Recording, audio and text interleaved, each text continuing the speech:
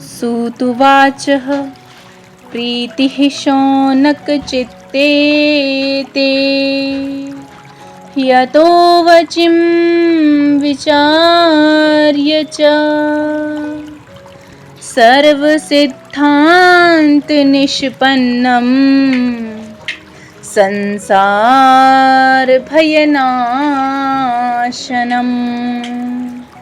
अर्थात सूत जी कहते हैं शौनक जी से, मैं आपको समस्त सिद्धांतों का सार सुना रहा हूँ जो संसार के भय का नाश करने वाला है। आपके हृदय में भगवान के प्रति प्रेम है, इसीलिए मैं आपको समस्त सिद्धांतों का निचोड़ सुना रहा हूँ। यह भक्ति के प्रभाव को बढ़ाने वाला है, श्री कृष्ण की संतुष्टि का कारण भी है। भक्तियोगवर्धनं यच्च कृष्ण संतोष हेतुकम् तदहं ते भिद्यष्यामि सावधान तया शृणु। अर्थात मैं आपको ये साधन बतला रहा हूँ, आप इसे सावधानी पूर्वक सुनो। जब भी कोई व्यास किसी को कथा सुनाता है तो वह साधना अवश्य करता है, चाहे याज्ञवल्क्य जी भरद्वाज जी को कथा सुनाएं। यहाँ पर तुलसीदास जी की एक चौपाई है, तात सुनाहूँ सादर मन लाई कहाँ हूँ राम के कथा सुनाई। अर्थात चाहे राम जी लक्ष्मण जी को कथा सुनाते हुए कहें। एक और चौपाई है, थोरे हुमा सब कहाँ हूँ बुझाई सुना हूँ तात तुम मन चित लाई। अर्थात चाहे संत पार्वती जी को कथा सुना रहे हूँ तब शंकर जी कहते हैं, राम कथा कली वेटप उठारी सादर सुना हूँ गिरिराज कुमारी। वक्ता कोई भी हो, कथा सुनाने से पूर्व सावधान सभी करते हैं। यहाँ पर सूत जी ने भी सावधान किया। ये सब सावधान क्यों करते हैं तो इस पे संत कहते हैं, जब हम किसी को 10-5 हजार रुपए देते हैं तब हम उन पैसों की तरफ से निश्चिंत रहते हैं कि हाँ भाई फलाने लोगों को वो दे देगा। जब हम किसी को 40-50 हजार देते हैं तब थोड़ा बहुत चिंता होती है कि कहीं 40-50 हजार चोरी ना हो जाएं, पर फिर भी ज़्यादा चिंता नहीं होती है, थोड़ी चिंता होती है। लेकिन जब हम उसी को 1-2 लाख रुपए देते हैं तब थोड़ी चिंता ज़्यादा होती है। उससे 2-4 बार भी कहते हैं कि भाई थोड़ी सावधानी से जाना, कहीं रास्ते में कुछ हो ना जाए। फिर हम बहुत सारी ऐसी बातें करते हैं कि सोना मत, खाते समय ध्यान रखना पैसों का, काफ़ी चीज़ें कहते हैं।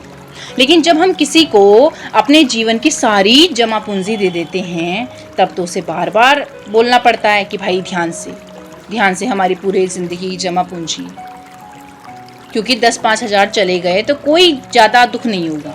लेकिन यदि पूरे जीवन की जमा पूंजी किसी गलत के हाथ चली जाए तो बड़ी दिक्कत हो जाएगी भाई साहब।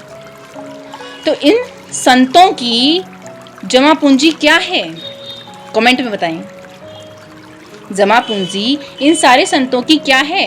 पूरे जीवन का संग्रहित धन है इनकी कथा।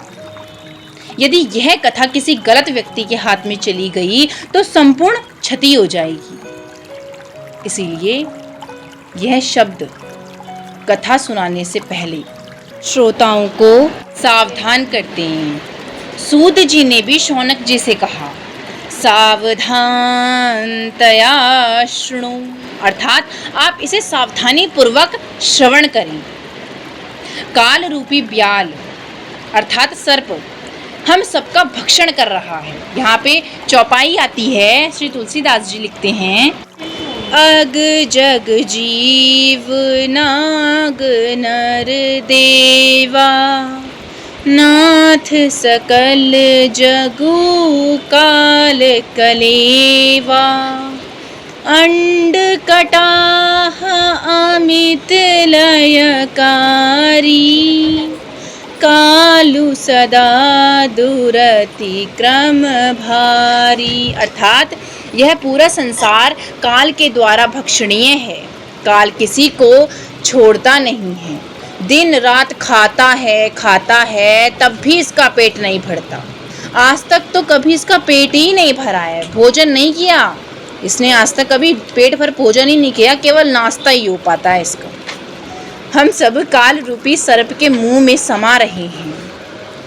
इस सर्प के मुख की ग्रास रूपी त्रास से निर्नाश लेने के लिए इस कली काल में श्री शुकदेव जी ने इसे गाया है। क्या गाया है?